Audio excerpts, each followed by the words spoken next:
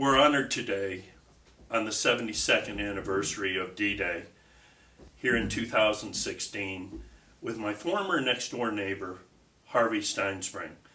Mr. Stinespring ran a cleaners in Clifton Forge for years. He was a quiet, wonderful neighbor who had great kids, and Judy and I really enjoyed knowing him. But there was much more to this man, as we're soon to find out. Welcome, Harvey. It's good seeing you. Good seeing you again.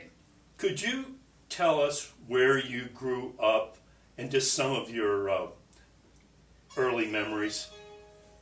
Well, I was born in Pennslvania, Brownsville, a coal mine area. Then when the Depression hit, everything closed up, and my parents moved back to Virginia, where they grew up.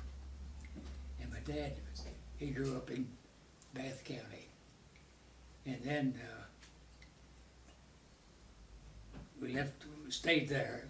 We found a house on a farm, an old house. It was probably built back in the early 1800s. And it's a very rural county even today. Yeah, we lived back up close to a little place called Williamsville. Oh, I know Williamsville. I went to school there. Wow. Yep, I went to school there, and we left there and moved into another place in close to the same farm, and that was too small, so we found a place on the next farm, had a house on it, and my dad and mother grabbed it to rent, and that's where I grew up. Worked on the farm in the summer months for different farmers, and made a little money.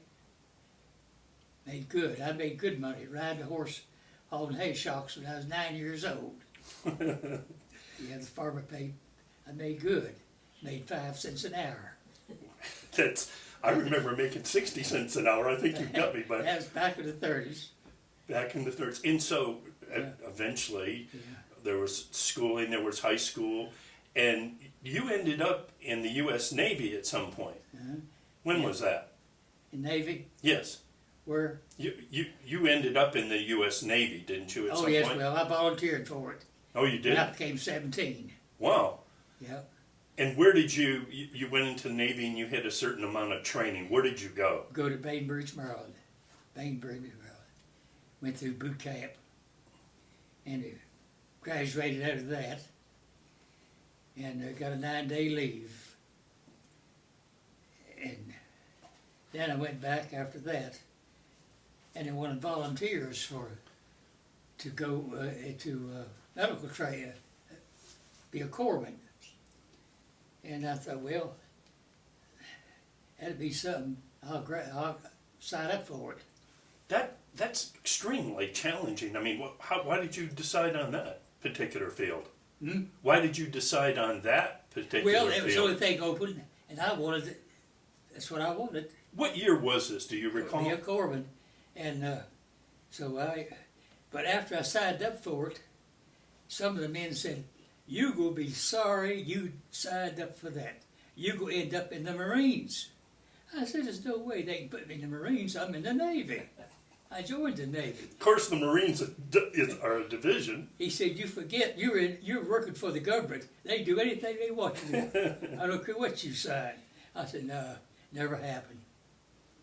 Well, I went through training, corps school. I did very good, and after you finish up out of there, they'll put you at a hospital nearest your home. Work in a hospital as a corpsman. So they put me in the Norfolk Naval Hospital in Portsmouth. I bet that was challenging. Oh, it was. I was on night duty. Oh yeah, it was a challenge for me after getting off of the farm. I was going to say you maybe saw some farm accidents, but I'm sure you saw some farm accidents, but I can imagine being in a big city hospital. Right.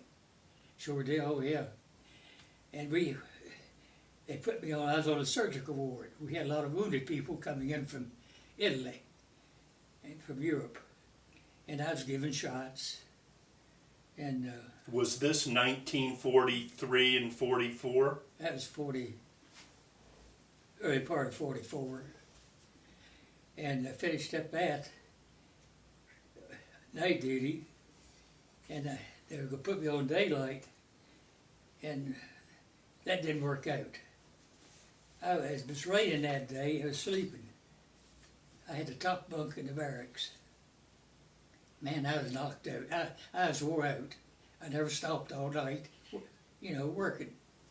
And pretty soon, about 2 o'clock in the afternoon, somebody was shaking my bunk.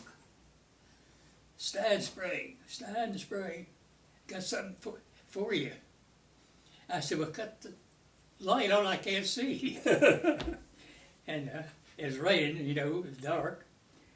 And he handed me that piece of paper, got to the light. Guess where I'm going? And what was the good news? Going to Camp Lejeune, North Carolina. You're in the Marines. You're in the Marines. Wow. The thing that was never going to happen just happened. Now, at that time, did you realize what that meant? We're going to further, more schooling. Right. You go into the medical field service school.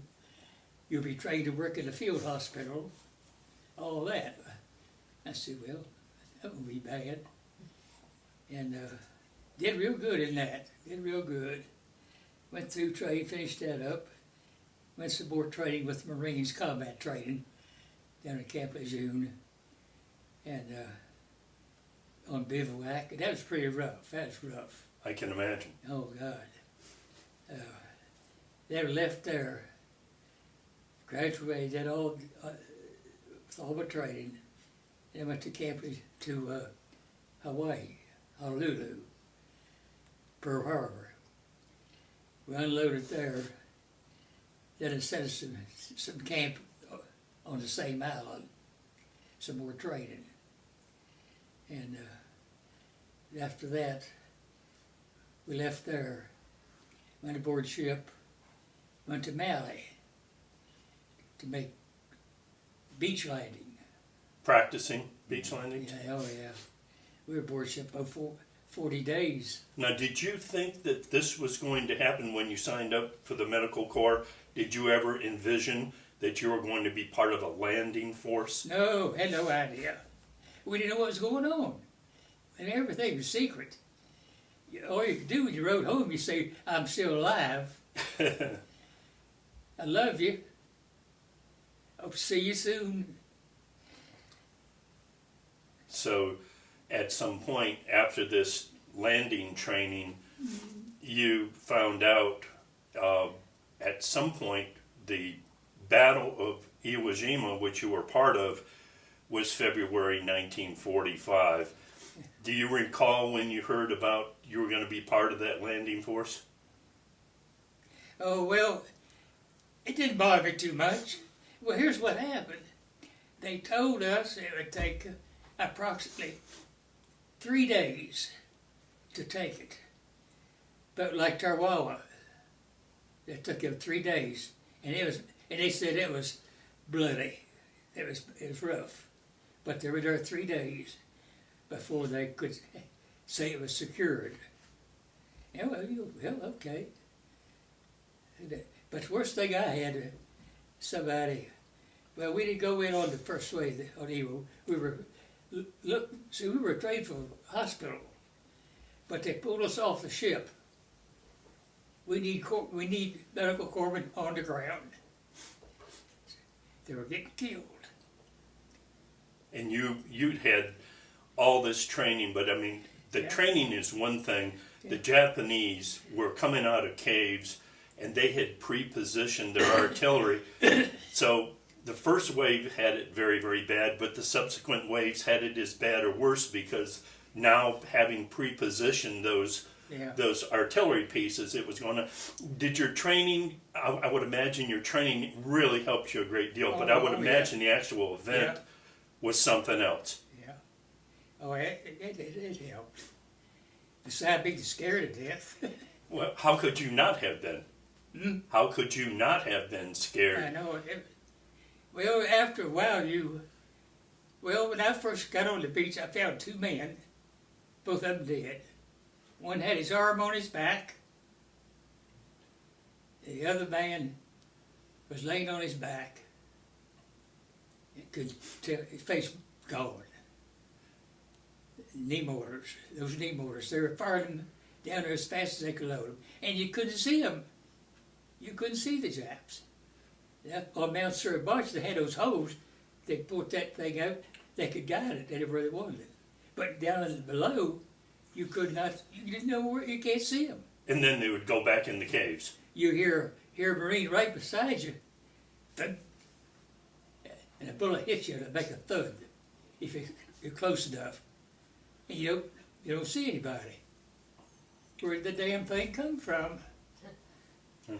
And oddly enough, the people, the Marines, whose job it was to take Mount Suribachi and command the area, they had a horrible job. Yeah. But guys like you had to keep your cool and care for those guys who were doing that job. And so, all of us are in awe of that. And we wonder, how do you do your job when that kind of mayhem is going on? How do you get trained for that? It's hard to do.